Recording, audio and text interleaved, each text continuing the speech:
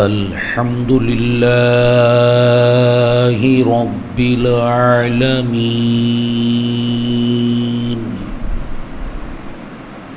والصلاة والسلام على خاتم النبيين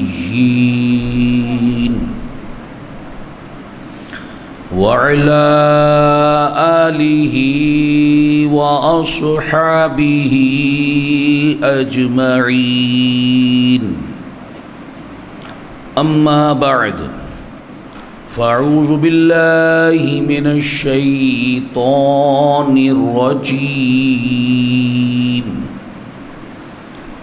بسم الله الرحمن الرحيم ألم تر إلى الذين خرجوا من ديارهم وهم ألوف حذر الموت فقال لهم الله موتوا ثم أحياهم إن الله لذو فضل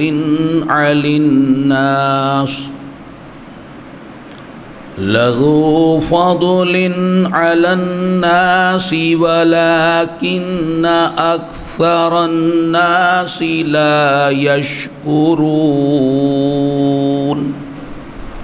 صدق الله العظيم قال الله تبارك وتعالى في شان حبيبه الكريم إن الله وملائكته يصلون على النبي يا أيها الذين آمنوا صلوا عليه وسلموا تسليما الصلاة والسلام عليك يا سيدي يا رسول الله الصلاة والسلام عليك يا سيدي يا حبيب الله الصلاة والسلام عليك يا سيدي يا نبي الله وعلى آلك وصحابك يا سیدی یا نور اللہ۔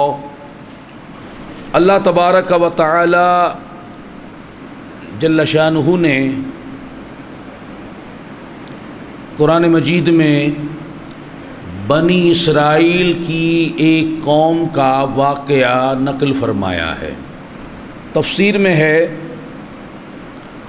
بنی اسرائیل کی ایک قوم جو داوردان نامی گاؤں میں رہتی تھی،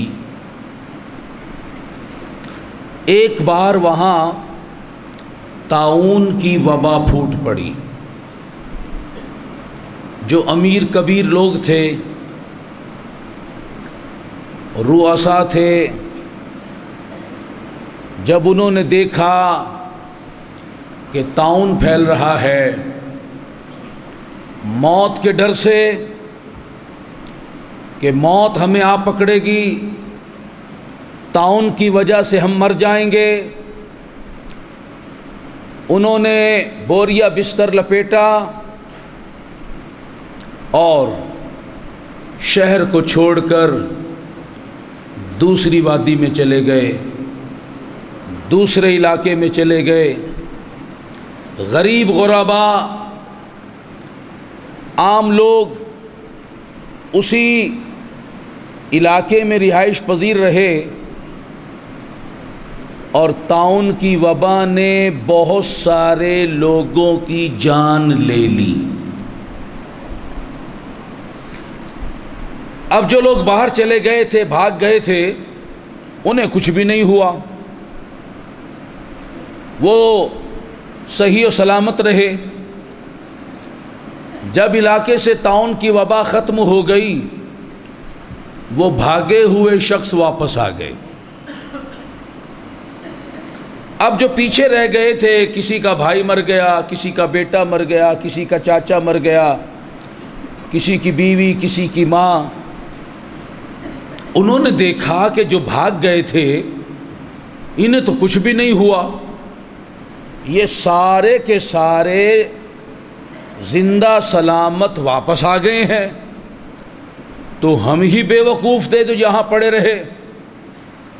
اب وہ کہنے لگے اگر آئندہ اس علاقے میں طاعون کی وبا پھوٹی تو ہم بھی یہاں سے چلے جائیں گے۔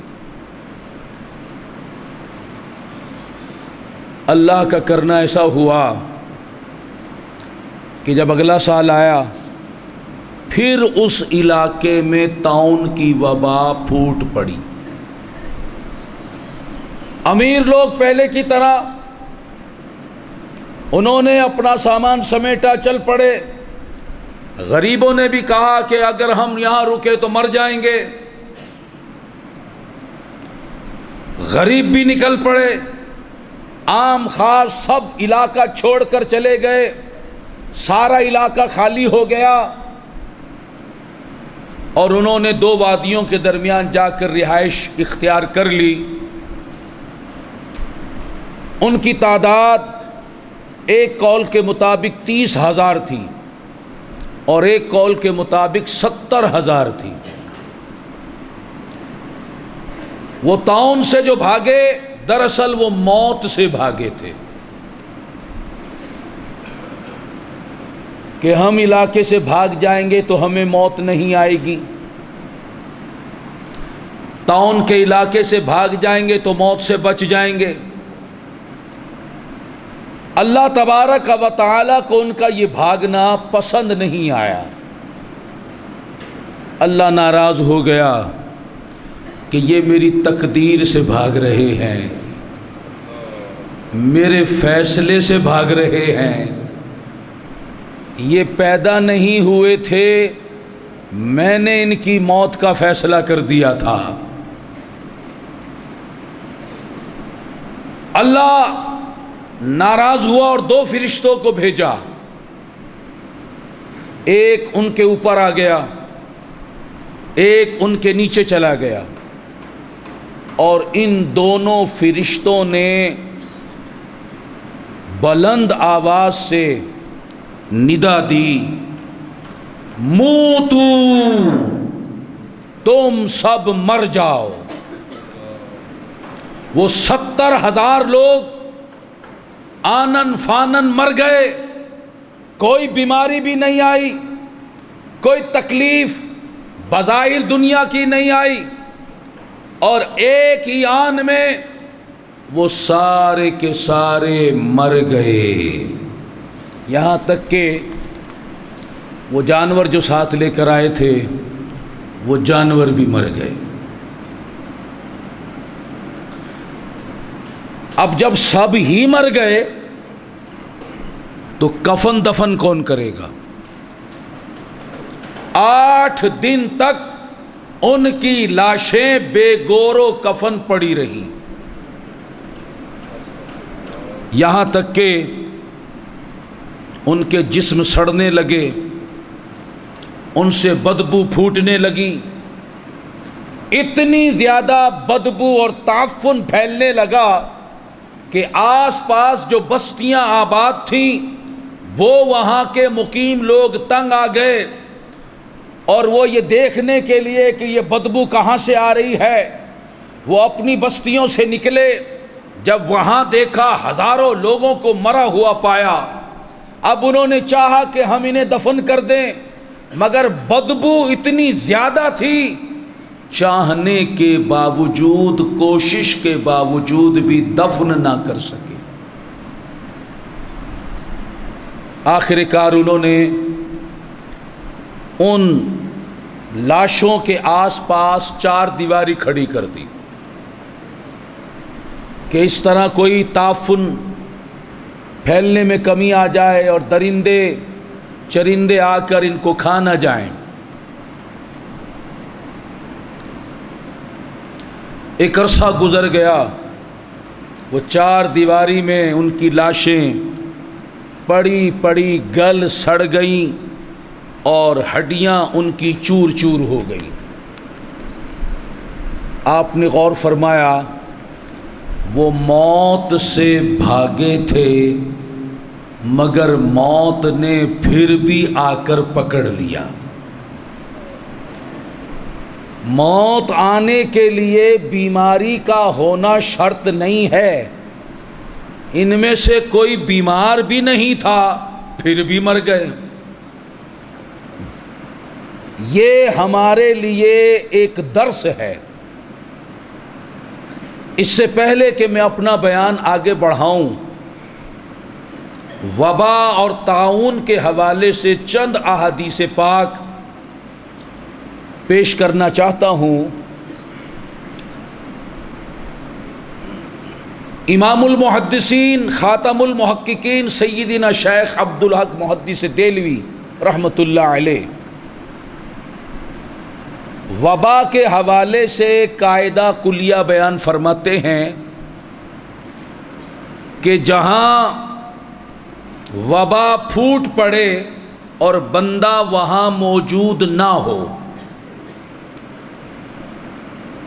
وہ کسی دوسری جگہ ہو، تو اب اسے اجازت نہیں کہ اس وبا والے علاقے میں جائے۔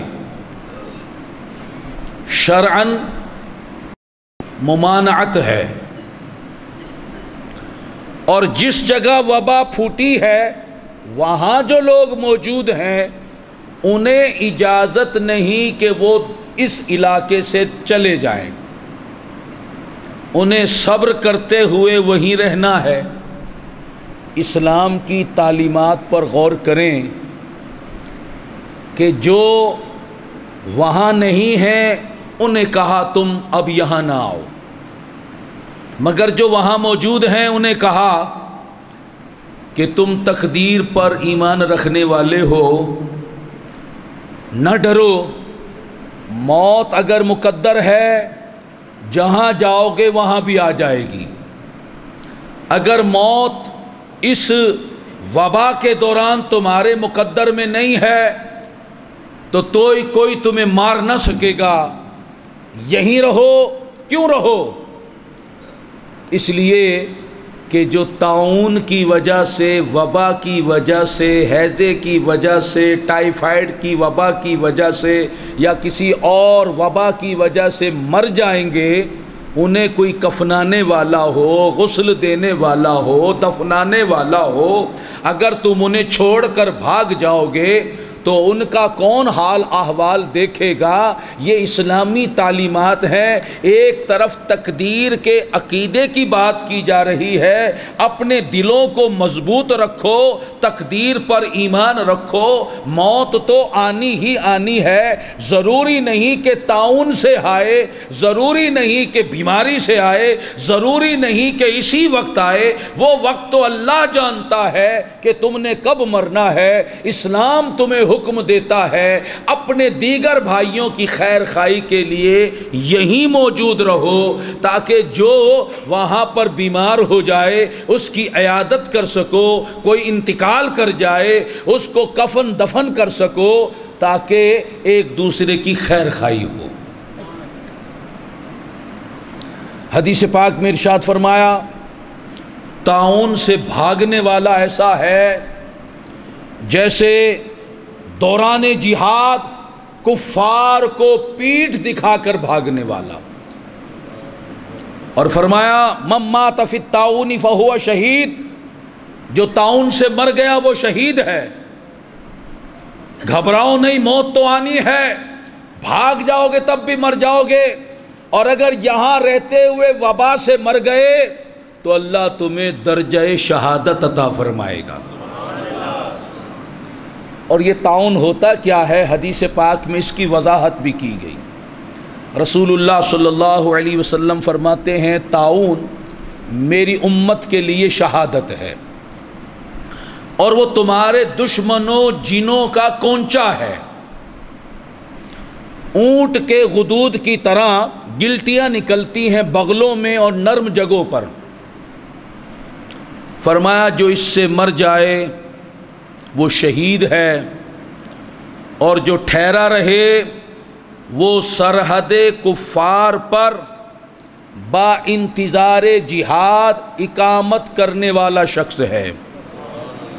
اور جو اس سے بھاگ جائے وہ جہاد سے بھاگنے کی مانند ہے۔ مسند امام احمد کی حدیث پاک رسول اللہ صلی اللہ علیہ وسلم فرماتے ہیں میرے پاس جبریل آئے،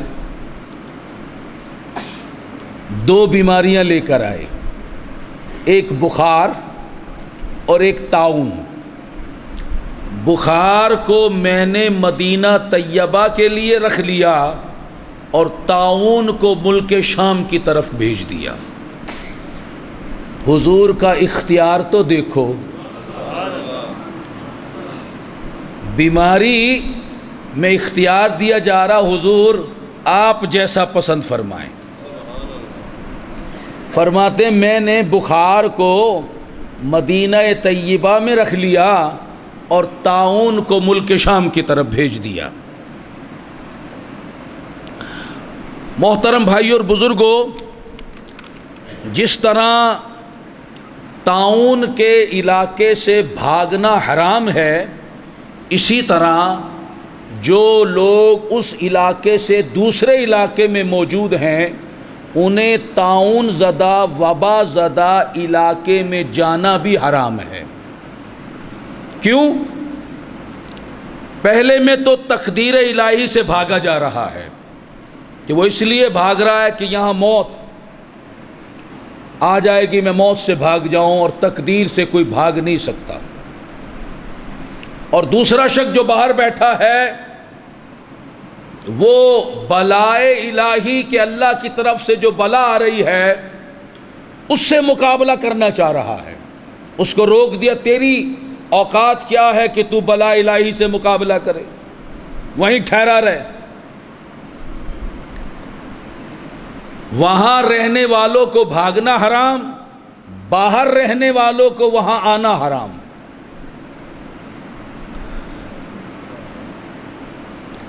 اللہ تبارک و تعالی ارشاد فرماتا ہے کُلًّا یُصِیبَنَا إِلَّا مَا كَتَبَ اللَّهُ لَنَا هُوَ مَوْلَانَا وَعَلَى اللَّهِ فَلْيَتَوَکَّلِ الْمُؤْمِنُونَ۔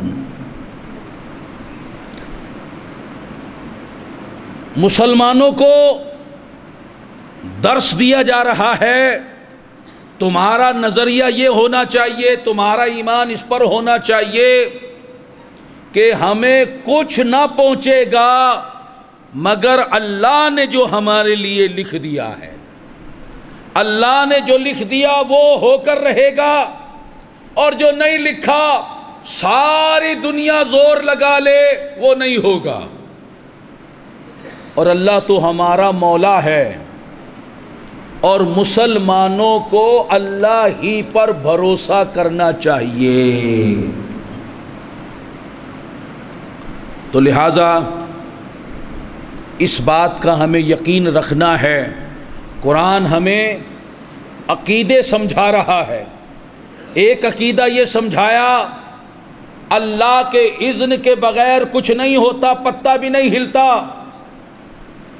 اگر اس کا اذن ہوگا تم مرو گے، اس کا اذن ہوگا تم بیمار ہوگے، اس کا اذن ہوگا تو وبا میں مبتلا ہوگے، اور اگر اس کی مشیت نہ ہوئی تم وبا والے علاقے میں رہنے کے باوجود بھی تندرست رہو گے۔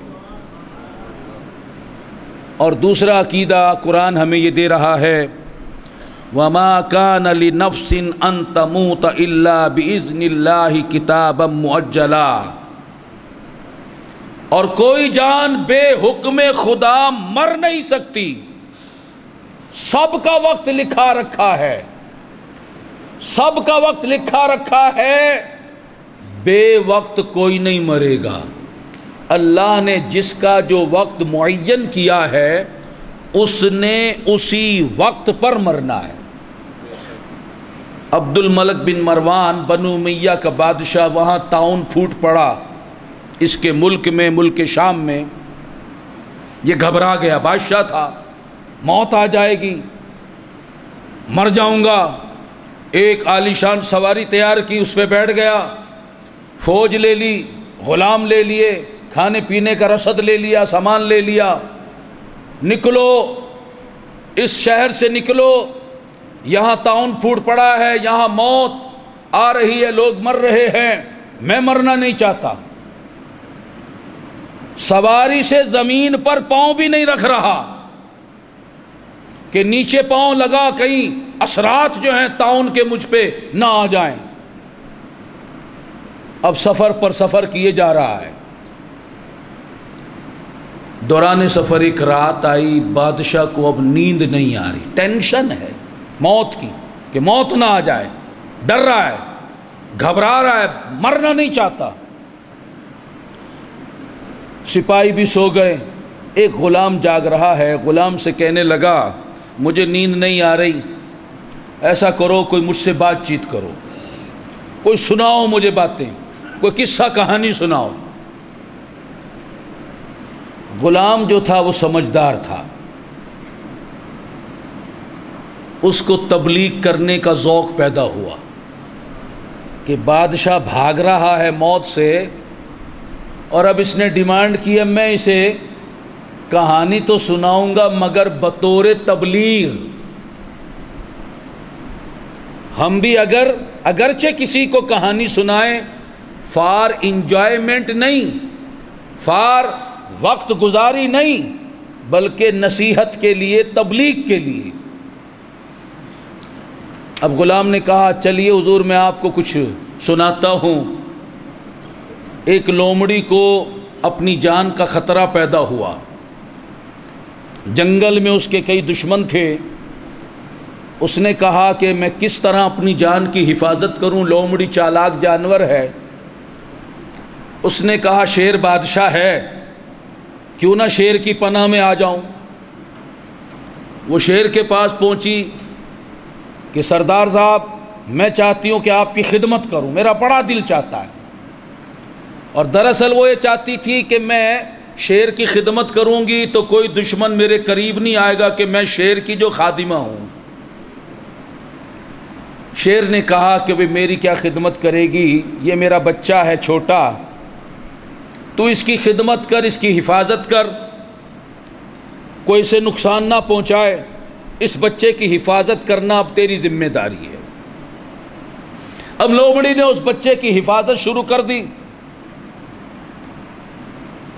ایک دن اس شیر کے بچے کے ساتھ جا رہی تھی کہ لومڑی نے آسمان پر عقاب کو دیکھا، گھبرا گئی کہ اس کی نظر شیر کے بچے پر ہے، اگر شیر کا بچہ وہ اٹھا کے لے گیا تو شیر کو کیا منہ دکھاؤں گی، وہ تو مجھے مار دے گا۔ اس نے بچے کو اپنی پیٹھ پر سوار کر لیا اور دوڑ لگا دی، مگر جو اوپر عقاب اڑ رہا تھا اس کی نگاہ سے کیسے بھاگتی۔ عقاب کی نظر کتنی تیز اور گہری ہوتی ہے، ساری دنیا کو ایک پیالے کی طرح دیکھتا ہے۔ عقاب نے نیچے نظر کی، شیر کا بچہ لومڑی کی پیٹھ پر جا رہا ہے،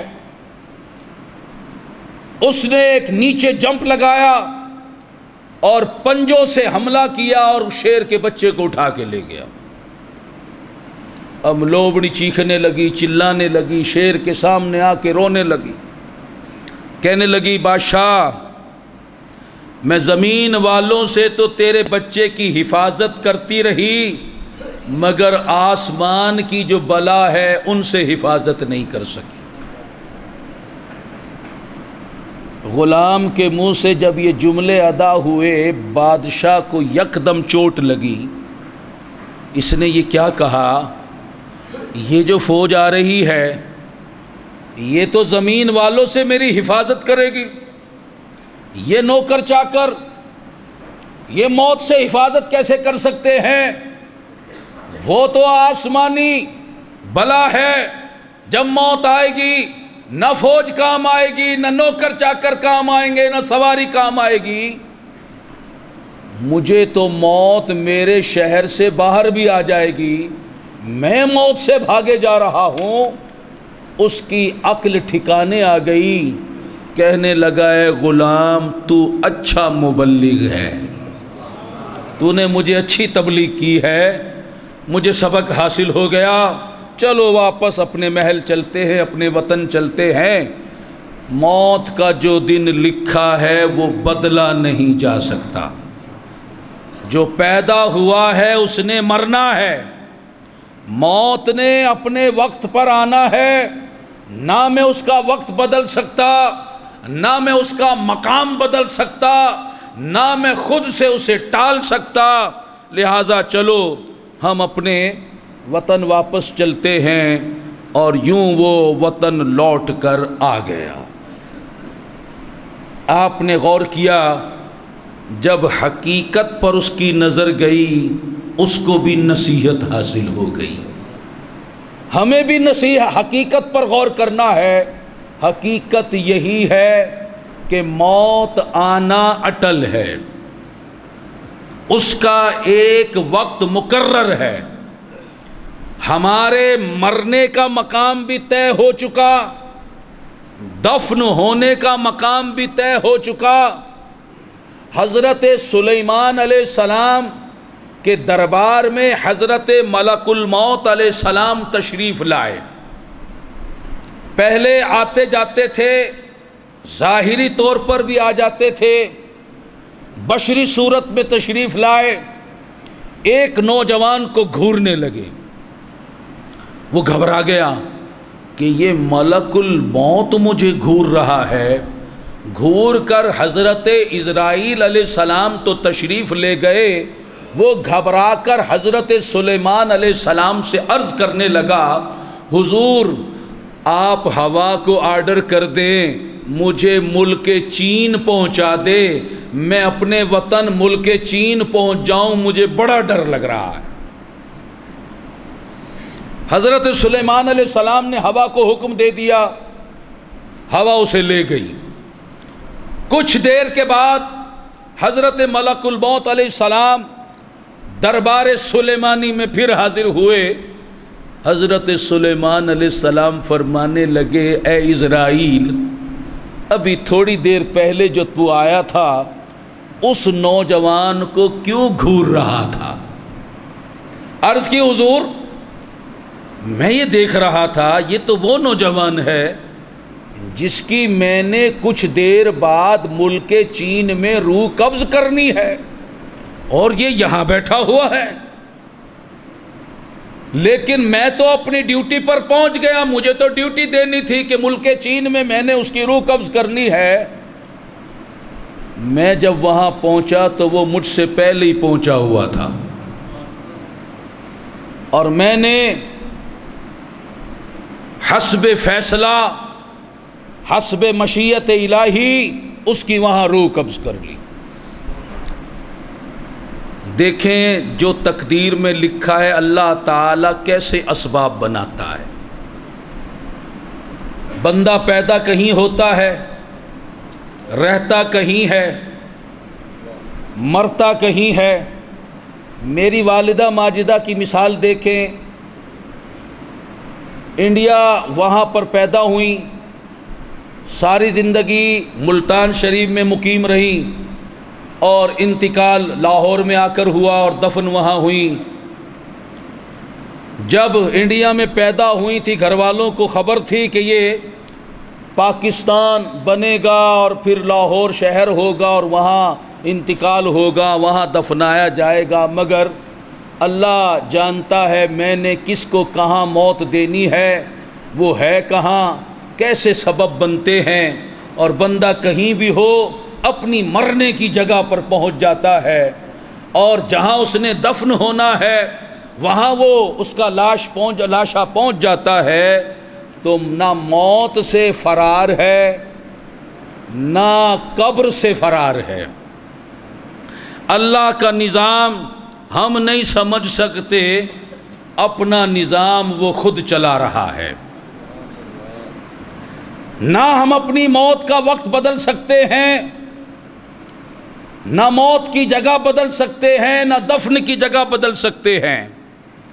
اللہ تبارک و تعالی ارشاد فرماتا ہے، قُلْ إِنَّ الْمَوْتَ الَّذِي تَفِرُّونَ مِنْهُ فَإِنَّهُ مُلَاقِيكُمْ ثم تردون الی عالم الغیب والشہادۃ فینبئکم بما کنتم تعملون۔ اے محبوب تم فرماؤ میرے بندوں سے، اپنے غلاموں سے، انہیں یہ سبق دو، سمجھا دو، میری طرف سے پیغام پہنچا دو، وہ موت جس سے تم بھاگتے ہو وہ تمہیں ضرور ملنی ہے، پھر تم اس کی طرف پھیرے جاؤ گے جو عالم الغیب بھی ہے، عالم شہادت بھی ہے، جو غیب کی خبریں بھی رکھتا ہے، شہادت کی خبریں بھی رکھتا ہے، وہ سب کچھ جانتا ہے۔ پھر جب تم اس کے دربار میں آؤ گے وہ تمہیں سب کچھ بتا دے گا جو دنیا میں تم کر کے آئے ہو۔ تم لوگوں کے درمیان کیا کرتے رہے، چھپ چھپ کر کیا کرتے رہے، کیا بولتے رہے، تمہارے دل میں کیا تھا، تمہارے ذہن میں کیا تھا، تمہاری آنکھوں میں کیا تھا، تمہارے اعمال، تمہارے اعضاء کیا کرتے رہے، تمہارے رب کو ایک ایک بات کی خبر ہے اور وہ تمہیں سب کچھ بتا دے گا تم یہ کر کے آئے ہو۔ اللہ کا قرآن ہمیں نصیحت دے رہا ہے، ہماری غفلت کو اڑا رہا ہے، ہمیں خواب غفلت سے جگا رہا ہے، حقیقت سے پردہ اٹھا رہا ہے۔ اے غفلت کی نیند سونے والو، اے دنیا داری میں لگ کر اپنی موت کو بھول جانے والو، یاد رکھو عن قریب تم موت کا شکار ہو جاؤ گے۔ تم تو موت کو بھول گئے مگر موت نے تمہیں نہیں بھلایا، قبر نے تمہیں نہیں بھلایا، ملک الموت نے تمہیں نہیں بھلایا۔ روزانہ حضرت ملک الموت علیہ السلام 3 بار لوگوں کا چہرہ دیکھتے ہیں کہ ان میں سے کس کس کی عمر آج پوری ہو گئی ہے، اور جس کی عمر پوری ہو جاتی ہے اس روز اس کی روح قبض کر لیتے ہیں، گھر والے میت پر روتے دھوتے ہیں۔ حضرت ملک الموت علیہ السلام اس گھر کے دروازے کا پٹ پکڑ کر فرماتے ہیں کہ میں نے کوئی ظلم نہیں کیا، خود سے میں نے اسے نہیں مارا، میں تو اللہ کے حکم کا پابند ہوں، سن لو میں اس وقت تک اس گھر میں آتا رہوں گا جب تک اس گھر میں ایک بھی شخص زندہ ہے۔ اللہ فرماتا ہے قُلْ لَن يَنْفَعَكُمُ الْفِرَارُ اِنْ فَرَرْتُم مِّنَ الْمَوْتِ اَوِ الْقَتْلِ۔ اے محبوب تم فرما دو تم ہرگز موت سے فرار حاصل نہیں کر سکتے، تمہیں موت سے بھاگنا ہرگز نفع نہیں دے گا، تم موت سے بھاگ نہیں سکتے، قتل ہونے سے بھاگ نہیں سکتے۔ نہ کوئی پہلوان ہمیں موت سے بچا سکتا، نہ کوئی سائنسدان، نہ کوئی ڈاکٹر، نہ کوئی طبیب، نہ کوئی جرنیل، نہ کوئی وقت کا صدر اور وزیر اعظم، نہ کوئی دولت، نہ کوئی منصب، نہ کوئی جائیداد ہمیں موت سے بچا سکتی۔ اگر ہم سمندر کی تہ میں بھی چلے جائیں موت نے آنا ہوگا تو وہاں بھی آ جائے گی۔ اگر ہم ہواؤں میں پہنچ جائیں، اگر ہم ہواؤں میں ہوں موت نے آنا ہوگا، موت وہاں آ پہنچے گی۔ اگر ہم سرنگیں بنا کر چھپ جائیں موت ہمیں وہاں بھی آ کر پکڑ لے گی، تہ خانوں میں چلے جائیں موت وہاں بھی آ کر دبوچ لے گی۔ مضبوط قلعے بنا کر ہر سوراخ کو بند کر کے ہوا پروف کمرے بنا کر بھی بیٹھ جائے، اینما تکون یدرککم الموت ولو کنتم فی بروج مشیدہ۔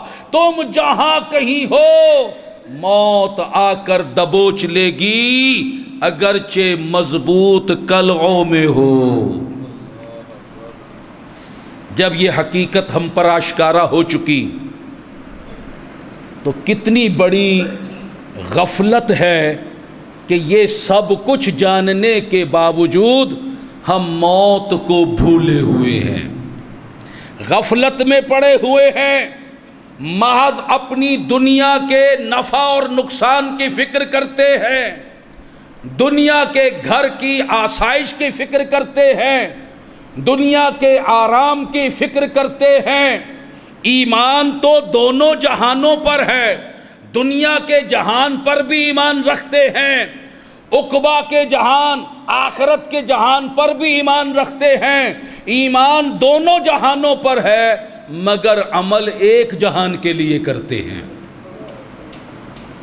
کام ایک جہان والے کرتے ہیں، نفع نقصان کی فکر ایک جہان کی کرتے ہیں، اور دوسرے جہان کے بارے میں کوئی کام نہیں، کوئی فکر نہیں، کوئی محنت نہیں، کوئی کوشش نہیں۔ دنیا کی رنگینیوں، دنیا داری، دوست یاری، تفریحی گاہوں اور حب دنیا نے ہمیں اندھا بہرا گونگا بنا دیا۔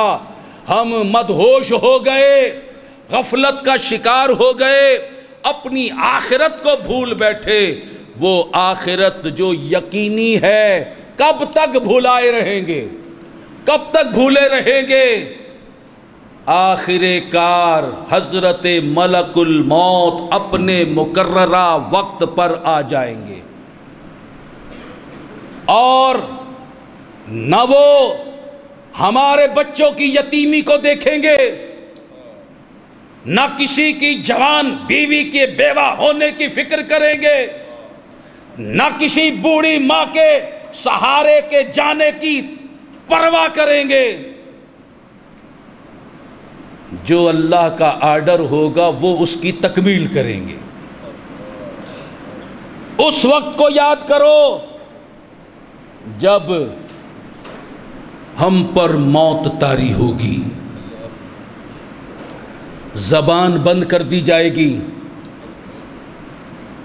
آنکھوں کی بینائی بھی ختم ہو جائے گی، اب دنیا نظر نہیں آ رہی، فرشتے نظر آ رہے ہیں، اب دنیا والوں کی آوازیں سنائی نہیں دے رہی، اب اگلے جہان کی باتیں سنائی دے رہی ہیں۔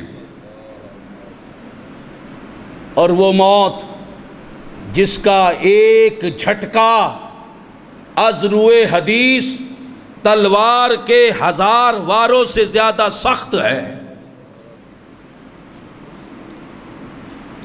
حضرت شداد بن اوس رضی اللہ تعالی عنہ کے فرمان کے مطابق موت کا ایک وار زندہ دیگوں میں ابالے جانے سے زیادہ تکلیف دہ ہے، کینچیوں کے ساتھ زندہ کھال کو کاٹے جانے سے زیادہ تکلیف دہ ہے، آرے کے ساتھ زندہ بدن کو چیرے جانے سے زیادہ سخت ہے۔ آج دنیا میں اگر کہیں ہمیں پتہ چلے کہ یہ راستہ دشوار گزار ہے، ہم اس کے لیے کتنا اہتمام انتظام کرتے ہیں، اور ہمیں حدیثوں کے ذریعے بتایا گیا موت اتنی تکلیف دہ ہے، اس کی تکلیف کو کم کرنے کے لیے، اس تکلیف سے بچنے کے لیے ہم نے تو ایک کام بھی نہیں کیا، اتنی غفلت۔ اور پھر مرنے کے بعد ہمیں کوئی شوکیس میں سجا کر گھر میں نہیں رکھے گا، بلکہ گھر والوں کی اب یہ کوشش ہوگی کہ جتنا جلدی ہو یہ دفن ہو جائے۔ اور آخر کار غسل دینے کے بعد کفن پہنا دیا جائے گا، اور پھر وہ جنازے کی چارپائی جسے آج ہم مسجد میں دور سے دیکھتے ہیں، اس چارپائی پر ہمارے لاشیں کو لٹا دیا جائے گا، اور پھر ہمارا جنازہ اٹھایا جائے گا، نہ بہن کے آنسو دیکھائے جائیں گے، نہ ماں کا رونا دیکھا جائے گا۔ کسی کے رونے دھونے سے اس میت کو روکا نہیں جائے گا، اور آخر کار جنازگاہ میں لا کر نماز جنازہ پڑھی جائے گی، قبرستان میں لایا جائے گا۔ وہ قبرستان جہاں رات کے اندھیرے میں جاتے ہوئے ڈر لگتا تھا، اب قیامت تک کی زندگی یہاں گزارنی ہے۔ پہلے دوسرے کی میت کے ساتھ قبرستان آتے تھے، آج ہماری میت کو کندھے پر رکھ کر لایا جا رہا ہے۔ پہلے دوسروں کو قبر میں اتارا جاتا تھا، آج ہماری میت کو اتارا جا رہا ہے، بند کیا جا رہا ہے، سارے سوراخ بند کر دیے گئے، مٹی سے بھر دیا گیا، اور ایک ایک کر کے سب چلے گئے۔ کیا ہمیں پہلے بتایا نہیں گیا تھا کہ یہ سب کچھ ہونے والا ہے، موت آنے والی ہے، تم اگلے جہان میں جانے والے ہو؟ کیا ہمیں اللہ کا یہ فرمان یاد نہیں تھا کہ اللہ تبارک و تعالی ہمیں قرآن میں جا بجا دعوت فکر دیتا رہا، آخرت کی یاد دلاتا رہا، آخرت کی تیاری کی دعوت دیتا رہا؟ سورہ حشر میں فرمایا یا ایھا الذین آمنوا اتقوا اللہ، اے ایمان والو اللہ سے ڈرو، وَلْتَنْظُرْ نَفْسٌ مَا قَدَّمَتْ لِغَدٍ، ہر جان یہ دیکھے کل کے لیے، مرنے کے بعد، قبر میں جانے کے بعد کے لیے اس نے کیا کیا ہے۔ کل قیامت میں جب اٹھائے جاؤ گے، تم میرے دربار میں پیش ہوگے، اس دن حاضری کے لیے کیا کیا ہے۔ اے زندو، مرنے کے بعد رب کی دربار میں جو پیشی ہوگی، کیا تحفہ لے کے جاؤ گے؟ کیا وہاں پر نمازوں میں سستی کا تحفہ لے کر جاؤ گے؟ جھوٹ، غیبت، چغلی، گالیاں، سود، رشوت، ماں باپ کو ستانا، بدکاریاں کرنا، بے حیائیاں کرنا، بدنگاہیاں کرنا، گانے باجے سننا، فلمیں ڈرامے دیکھنا، آوارہ گردی کرنا، لڑائی جھگڑے کرنا، مار پیٹ کرنا، ظلم و ستم ڈھانا، کیا یہ اعمال لے کر اس دربار میں جاؤ گے اور یہ اعمال دکھا کے شاباش پاؤ گے؟ اللہ فرماتا واتقوا اللہ، آج ڈر جاؤ، آج ڈرو دنیا میں رہتے ہوئے، مرنے کے بعد تو کافر بھی ڈریں گے، اس وقت کا ڈرنا کام نہیں آئے گا، آج ڈرو واتقوا اللہ، ان اللہ خبیر بما تعملون، ڈر جاؤ، میں گھر کے اندر کے احوال بھی تمہارے دیکھ رہا ہوں۔ تم دکان پہ بیٹھ کر جو ڈنڈی مار رہے ہو، کم تولتے ہو، کم ناپتے ہو، ملاوٹ کرتے ہو، گاہکوں کے ساتھ جھوٹ بولتے ہو، وہ سب میں دیکھ رہا ہوں۔ تم لوگوں کی مکانوں پر، زمینوں پر، جائیدادوں پر جو قبضے کر رہے ہو، تم کلیریکل سٹاف کو رشوت دے کر ادھر کی فائل ادھر کر رہے ہو، تمہیں پتہ نہیں ان اللہ خبیر بما تعملون۔ تم جو شرابیں پی رہے ہو، نشے کر رہے ہو، سود کا کام کر رہے ہو، رشوت کا لین دین کر رہے ہو، ان اللہ خبیر بما تعملون، کیا تمہارا ایمان و اعتقاد نہیں؟ تمہارا اللہ تمہارے ہر کام سے باخبر ہے۔ تم جو بے حیائی کر رہے ہو، گھنٹوں فلمیں دیکھنے میں گزارتے ہو، ڈرامہ دیکھنے میں گزارتے ہو، تم غیر لڑکیوں کے ساتھ عشق مٹکے کرتے ہو، کیا اللہ سے ڈر نہیں لگتا؟ تمہارا رب دیکھ رہا ہے۔ گھنٹوں پیکج کے ذریعے فونوں پر عشقیہ باتیں کرتے ہو، فضول میسیجنگ کرتے ہو، تمہیں ڈر نہیں لگتا؟ تمہارا رب قہار ہے، جبار ہے، وہ تمہیں دیکھ رہا ہے، وہ تمہارے ہر کام سے باخبر ہے۔ تو جو ماں باپ سے بدتمیزی کر رہا ہے، جھگڑا کر رہا ہے، ان کا دل دکھا رہا ہے، تیرا رب دیکھ رہا ہے۔ تیرا رب تیری اس حرکت کو دیکھ رہا ہے، تو جو نماز قضا کر رہا ہے، تیرا رب تجھے دیکھ رہا ہے۔ اے گناہوں میں مبتلا، اے گناہوں کی لذتوں میں ڈوبنے والوں، ہوش میں آؤ، اللہ وہ شہنشاہ ہے جس کی نگاہ سے تم کسی وقت بھی پوشیدہ نہیں ہو، وہ تمہارے ہر کام کو جانتا ہے، اس سے ڈرو، تمہیں اسی کے دربار میں جانا ہے، تم لاکھ نہ چاہو اس کے طاقتور فرشتے پکڑ کر تمہیں اس کے دربار میں کھڑا کر دیں گے۔ اب بتاؤ اس کے دربار میں، جہاں وہ دربار جہاں بڑے بڑے تقوی والے نفسی نفسی پکار رہے ہوں گے، اس دربار میں میری اور آپ کی کیا حالت ہوگی؟ کیوں بھولے بیٹھے ہیں؟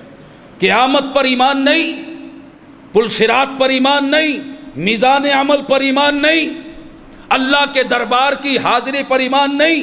یہ تو اللہ خود فرما رہا ہے، کل کے لیے کیا کر لیا ہے، تفکر کرو، تدبر کرو، اگر اچھا نہیں کیا تو توبہ کر لو، ابھی سانس چل رہے ہیں، اور اچھا کیا ہے تو شکر کرو، اس پر قائم رہو، اور اگر اچھا نہیں کیا تو توبہ کر کے اچھے بن جاؤ، مرو اچھے بن کر۔ یہ نہ ہو کہ تم اس حال میں مرو جس حال میں مرنا اللہ کو پسند نہیں ہے، جس حال کو دیکھنا اللہ کو پسند نہیں ہے۔ غور کرو اللہ کے دربار میں جب فرشتے مجھے اور آپ کو پیش کریں گے، اور اس وقت حساب ہوگا اور اللہ سارے اعمال ہمارے سامنے کھول دے گا۔ امام غزالی رحمت اللہ علیہ کی ایک ہی بات بطور دعوت فکر پیش کرتا ہوں کہ بندہ جو کچھ بول رہا ہے فرشتے لکھ رہے ہیں، رجسٹر تیار ہو رہا ہے، کل قیامت میں ہر شخص کو اس کا وہ رجسٹر دے دیا جائے گا۔ اللہ کا دربار ہے، اللہ کا دربار ہے، بندہ موجود ہے، رجسٹر ہاتھ میں ہے، فرشتے کہیں گے اسے پڑھ کر سنا۔ اب بندہ پڑھے گا، وہاں گالیاں بھی آئیں گی، گالیاں دیتے ہیں نا، اب وہاں لکھی ہوئی ہوں گی۔ ہے کسی میں جرأت کہ اللہ کے سامنے وہ گالی پڑھے کر سنائے گا؟ بندہ شرمندہ ہو کر نہ پڑھ سکے گا، فرشتے ماریں گے، پڑھ، آگے پڑھ۔ وہاں کسی محبوبہ لڑکی سے عشق مٹکے کی باتیں فرشتوں نے لکھی ہوں گی، جو ٹیلی فونوں پر ہوتی ہیں، جو آمنے سامنے ہوتی ہیں۔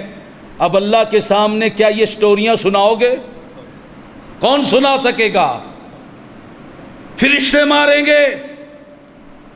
وہاں پر فلموں کے تبصرے، گانوں پر تبصرے، فلمی اداکاروں پر تبصرے، سب کچھ لکھا ہوگا جو ہم بولتے ہیں۔ یہ غیبت، یہ چغلیاں، یہ غلیظ باتیں، بیہودہ باتیں سب لکھی ہوں گی۔ آج اس زبان کی حفاظت کیوں نہیں کر لیتے؟ کیوں کل قیامت میں اللہ کے دربار میں ذلت پانے کا کام کر رہے ہیں؟ آج اپنے اعمال کو کیوں نہیں سدھار لیتے؟ کوئی منکر خدا ہو وہ یہ حرکتیں کرے، کوئی قیامت کا منکر ہو وہ یہ حرکتیں کرے، اسے زیب دے، اس کا ایمان نہیں، وہ بے ایمان ہے۔ ہم تو قیامت کو ماننے والے ہیں، ہم تو اللہ پر ایمان لانے والے ہیں، ہم اللہ کی قہاری پر بھی ایمان رکھتے ہیں، جباری پر بھی، غفاری پر بھی، اس کی رحمت پر بھی، اس کے غضب پر بھی۔ اور مومن کا ایمان امید و خوف کے درمیان ہوتا ہے۔ تو خدا را اللہ سے ڈر جاؤ، اس کی پناہ میں دنیا ہی میں آ جاؤ۔ آج توبہ کر لو، معافی مانگ لو، اپنی آخرت کی فکر کرو. دنیا تو بن ہی جائے گی، جو مقدر میں روزی لکھی ہے اس نے ملنا ہی ہے. تقدیر پر ایمان رکھو، خود بخود اسباب بنتے چلے جائیں گے. آخرت کی فکر کرو. یہ دنیا کی زندگی تو 20 سال 40 سال 50 سال 60 سال چلو 100 سال بس، لیکن قبر کی زندگی جو آج سے 1000 سال پہلے مرا تھا ابھی تک قبر میں ہے.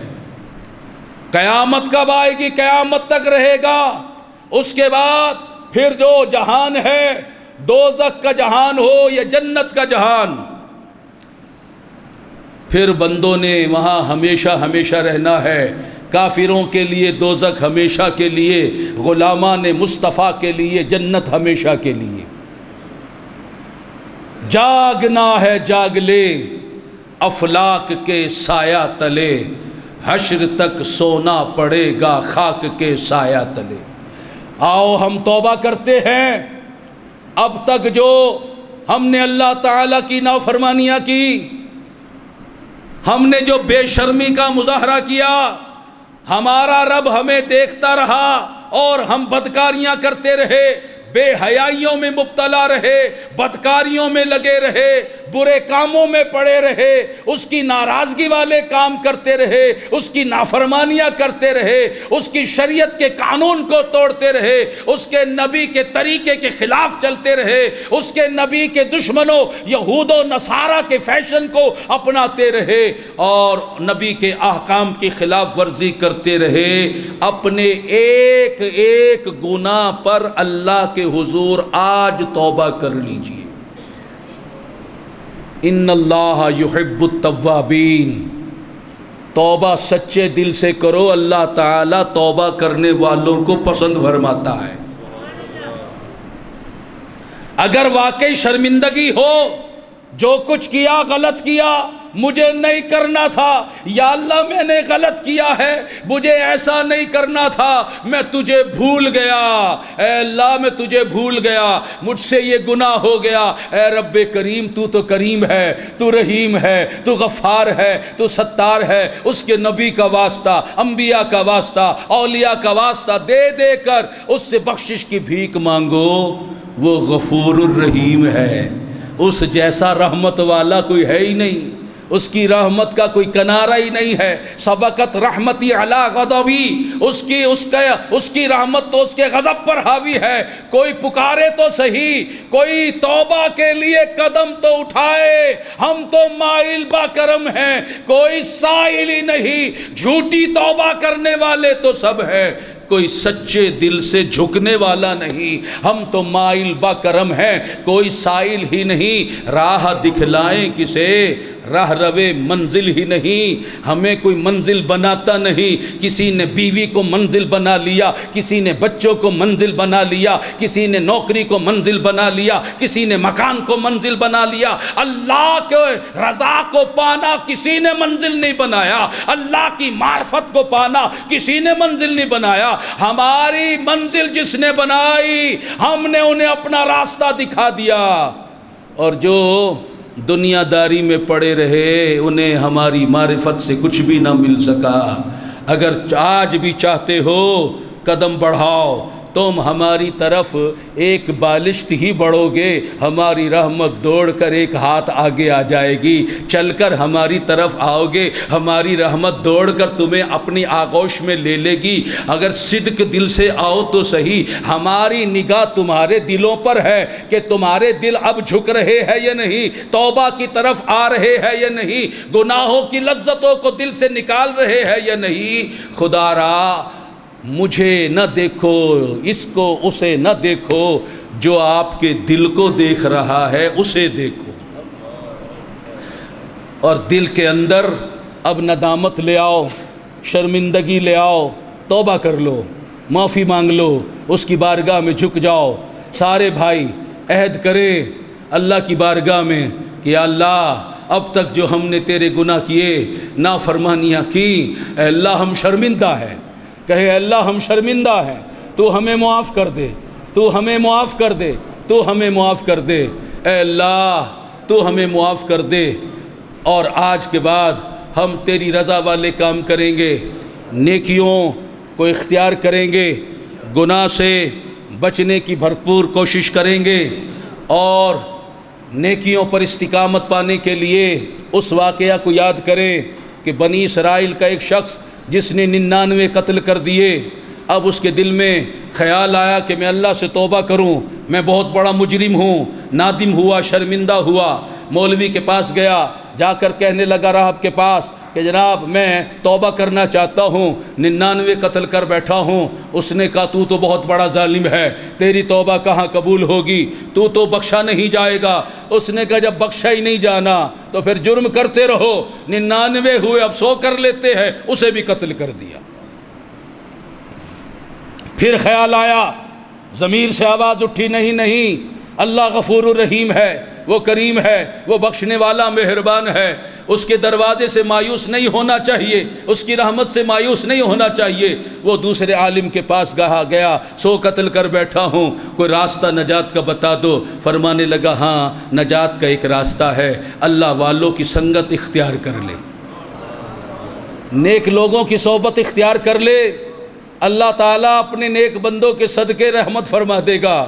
ایسا کر، یہ فلاں بستی میں کچھ نیک لوگ رہتے ہیں، اللہ والے رہتے ہیں، وہ اللہ کو راضی کرنے والے، وہ اللہ کے دین کی فکر کرنے والے، وہ اللہ کے دین پر عمل کرنے والے، وہ دیندار لوگ رہتے ہیں، ان کے پاس چلا جا۔ وہ چل پڑا، راستے میں اس کا انتقال ہو گیا۔ اب عذاب کے فرشتے آ گئے کہ 100 کا قاتل ہے، رحمت کے فرشتے آ گئے کہ توبہ کے لیے چلا ہے۔ اللہ تبارک و تعالی جل شانہ نے فرشتوں کو فرمایا کہ راستہ ناپ لو، اگر یہ نیک لوگوں کی بستی سے قریب ہے تو جنت میں لے جاؤ، اور اگر یہ دور ہے ان سے تو پھر دوزخ میں لے جاؤ۔ اور پھر اللہ کریم ہے، توبہ کی نیت سے چلا تھا، اللہ توبہ کرنے والوں کو پسند کرتا ہے۔ اللہ نے اس زمین کو کہ جو نیک لوگوں کی طرف تھی اس کو کہا پھیل جا، زیادہ ہو جا، راستہ بڑا ہو جائے جس طرف یہ آیا ہے، اور جب ناپا گیا تو وہ ایک بالشت جو تھا نیک لوگوں کی بستی کے قریب تھا۔ اس وجہ سے رحمت کے فرشتوں نے اسے گھیر لیا اور جنت میں لے گئے۔ تو اب ہمارے بھی گناہ کم نہیں ہیں، اس نے اگر 100 قتل کیے، 100 گناہ کیے، ہمارے گناہوں کا تو شمار نہیں ہے۔ قتل کرنا کبیرہ گناہ ہے، جھوٹ بولنا بھی کبیرہ گناہ ہے، غیبت کرنا بھی کبیرہ گناہ ہے، چغلی کھانا بھی کبیرہ گناہ ہے، ماں باپ کو ستانا بھی کبیرہ گناہ ہے، نماز کو قضا کرنا بھی کبیرہ گناہ ہے، رشوت کا لین دین کرنا، سود کا لین دین کرنا یہ بھی کبیرہ گناہ ہے، شراب پینا، جوا کھیلنا یہ بھی کبیرہ گناہ ہے، اور بھی بہت سارے کبائر ہیں جو ہم سر انجام دیتے رہے، جن میں ہم پڑے رہے۔ تو خدا را ہمارے لیے بھی نجات کا یہی ذریعہ ہے کہ ہم نیک لوگوں کی سنگت اختیار کر لیں، ان کی صحبت اختیار کر لیں، دور جانے کی ضرورت نہیں۔ الحمدللہ تعالی تبلیغ دین کی عالمی تنظیم تبلیغ اسلامی کا دینی ماحول ہمارے اپنے شہر میں موجود ہے، جہاں یہ نیک صحبت، نیک سنگت ہمیں بآسانی میسر ہے۔ اس ماحول کو اپنا لو، اس ماحول کو اختیار کر لو۔ صحبت صالح ترا صالح کنت، اچھی صحبت آدمی کو اچھا بنا دیتی ہے۔ محض باتیں کرنے سے اب کام نہیں چلے گا، زندگی بہت گزر گئی، اب عمل کرنے کی ضرورت ہے۔